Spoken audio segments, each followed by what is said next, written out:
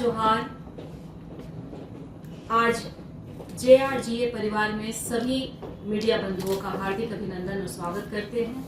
और यह Jharkhand readymade garment apparel foundation Jharkhand में आज एक पहला और एक नया अध्याय जोड़ने जा रहा है। इस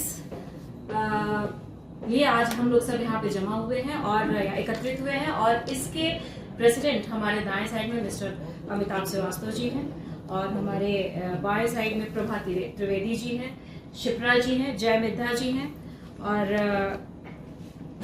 कवलदीप गौर जी हैं। हमारे पूरी कमेटी है एक साथ, नीलेश सिंह जी हैं और मनोज जी हैं और अमर प्रकाश जी हैं यहाँ पे।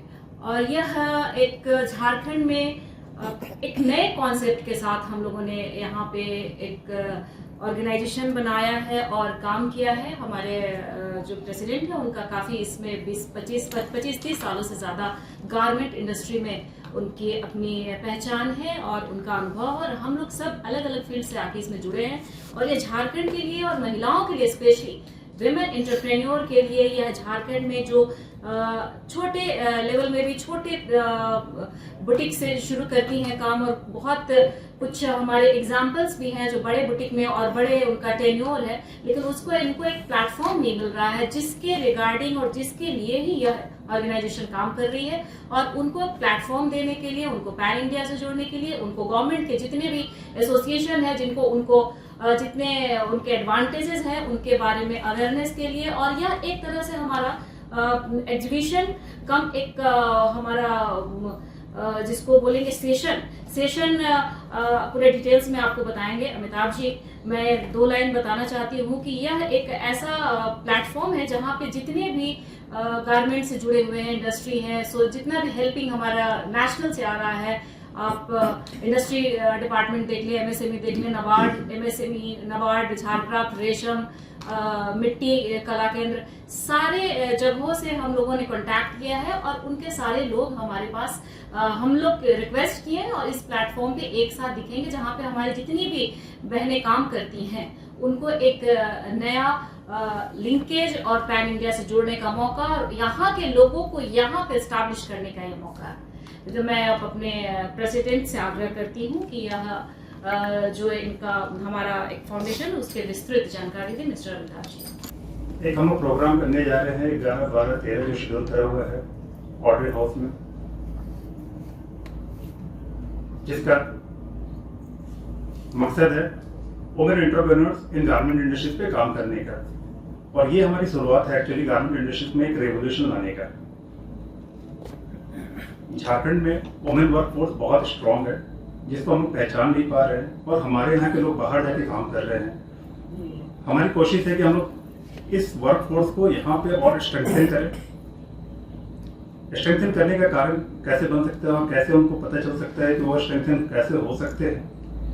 तो हम लोग कोशिश कर रहे हैं कि जितने झारखंड में डिपार्टमेंट्स है, इंस्टीट्यूशंस है, सबको इकट्ठा करें।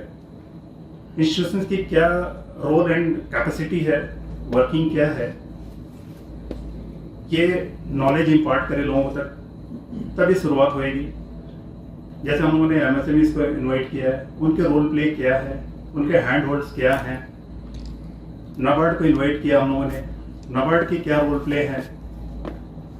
ऐसे काफ़ी सारे इंस्टीट्यूशंस को हम लोगों ने इकट्ठा किया है ताकि यूनिटी भी एक क्रिएट हो, इंफॉर्मेशन शेयरिंग हो, आपस में लोग जाने कि किस डिपार्टमेंट के साथ कैसे एडवांटेज लिया जा सकता है। एट द सेम टाइम हम लोग कोशिश कर रहे हैं कि इंडिया के जितने बड़े गारमेंट इंडस्ट्रीज है उनके साथ कनेक्शंस बनाने का, जिस संदर्भ में हम लोगों ने एक पहले भी प्रोग्राम किया था झारखंड में 22 अक्टूबर को, और इंडिया के सारे बड़े एसोसिएशन को इनवाइट भी किया था। उनके भी हैंड होल्ड सपोर्ट हमारे पास है, कोलैबोरेशन हमारे साथ है, और उनके सपोर्ट की वजह से हम लोगों ने ये कदम भी लिया कि चलो एक मौका भी मिलेगा वुमेन एंटरप्रेन्योर्स को भी बढ़ाने का और साथ में गारमेंट इंडस्ट्रीज को भी बड़ा करने का। और इंफॉर्मेशन रहने से क्या है कि इंफॉर्मेशन और कनेक्टिविटी रहने से क्या है कि लोगों को पता चलेगा कि गारमेंट इंडस्ट्रीज में कैसे अपने आप को आगे बढ़ा सकते हैं। जैसे मान लीजिए मेरे साथ प्रभा मैम है, वो बुटीक से काफ़ी सालों से जुड़ी हुई है, करीब 20 साल हो गया उनका तजुर्बा, लेकिन बिजनेस को स्केल नहीं कर पाती हैं। तो स्केल करने का तरीका क्या हो सकता है, स्कोप्स कैसे क्रिएट कर सकते हैं? स्कोप क्रिएट होएगा जब इंफॉर्मेशन होएगा। तो इसी संदर्भ में हम लोगों ने ये 11, 12, 13 अप्रैल का शेड्यूल किया हुआ है। ऑर्डर हाउस में हम लोग कर रहे हैं, जिसका हम लोग ने मुख्य उद्देश्य रखा हुआ है women in empowerment in garment industries को लेकर। अमिताभ जी, अक्सर देखा जाता है कि जो ट्रेडिशनल बिजनेस में जो महिलाएं जुड़ी हुई हैं, लेकिन उनके जीवन में आर्थिक ग्रोथ नहीं हो पा रहा है, Exactly. उनके लिए क्या कुछ करेंगे आप?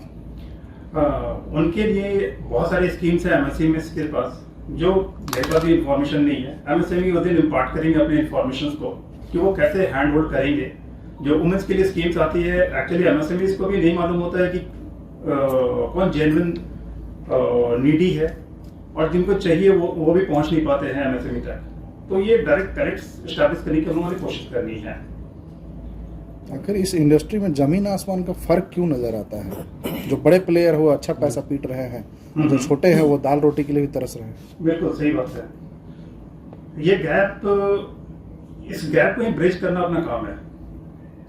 इस गैप की जो ब्रिजिंग है उसका कारण क्या है कि किसी के पास इंफॉर्मेशन है तो पूरी इंफॉर्मेशन और पूरी एडवांटेज वही लेकर चला जाता है, और जिनको नई इंफॉर्मेशन वो पहुंच भी नहीं पा रहा वहां तक। पीछे भी काफी बड़ी सारी फैक्ट्री आई यहाँ पे झारखंड में, लेकिन पहले भी उनके आने से बहुत इंडस्ट्रीज के अंदर कोई एडवांटेज नहीं बना, क्योंकि वो अगर वो बॉम्बे बेस्ड कंपनी है या दिल्ली बेस्ड कंपनी है तो वहाँ भी यहाँ के लोगों को लेबर बना के रखते थे, यहाँ भी लेबर को लेबर ही एम्प्लॉय किया हुआ है। मैनेजमेंट अपने हाथ में नहीं है, झारखंड के लोगों के हाथ में नहीं है, कंपनी ओन्ड भी नहीं की जा रही झारखंड के लोगों के द्वारा। तो दिक्कत ये है कि हम लोग पहले भी लेबर ही थे और अभी भी वहीं पे रह जा रहे हैं। जीआरजी क्या भूमिका होगी आने वाले समय में ऑर्डर हाउस के बाद की? हम लोग तो एक रेवोल्यूशन लाने की कोशिश कर रहे हैं, क्योंकि अभी बहुत अच्छा टाइम है कि बांग्लादेश गारमेंट इंडस्ट्री इस टाइम में कोलैप्स करा हुआ है। बांग्लादेश गारमेंट इंडस्ट्री पूरे दुनिया में सक्सेसफुल स्टोरी लिख रहा था। वजह क्या था कि लो कॉस्ट मैन्युफैक्चरिंग थी वहाँ। वो लो कॉस्ट मैन्युफैक्चरिंग की एडवांटेज हम लोग यहाँ से ले सकते हैं झारखंड से। हमारे झारखंड से बांग्लादेश को बिजली जाती थी, सब्सिडाइज बिजली जाती थी, उनके प्रोडक्शन कॉस्ट लो आते थे, लेबर कॉस्ट कम थे। लेकिन अगर हम लोग यहाँ पे काम करें, यहाँ पे स्किल डेवलपमेंट का बहुत सारा काम हुआ है, यहाँ की महिलाएं वेल सर्टिफाइड लोग हैं, लेकिन क्या है कि स्किल तो डेवलप हो गया लेकिन मार्केट नहीं मिलता, मार्केट लिंकेज नहीं मिलने की वजह से वो गैप रह जा रहा है। उस मार्केट लिंकेज को हम लोग चाहेंगे कि इसको ब्रिज अप कर दें। ठीक, थैंक यू सर।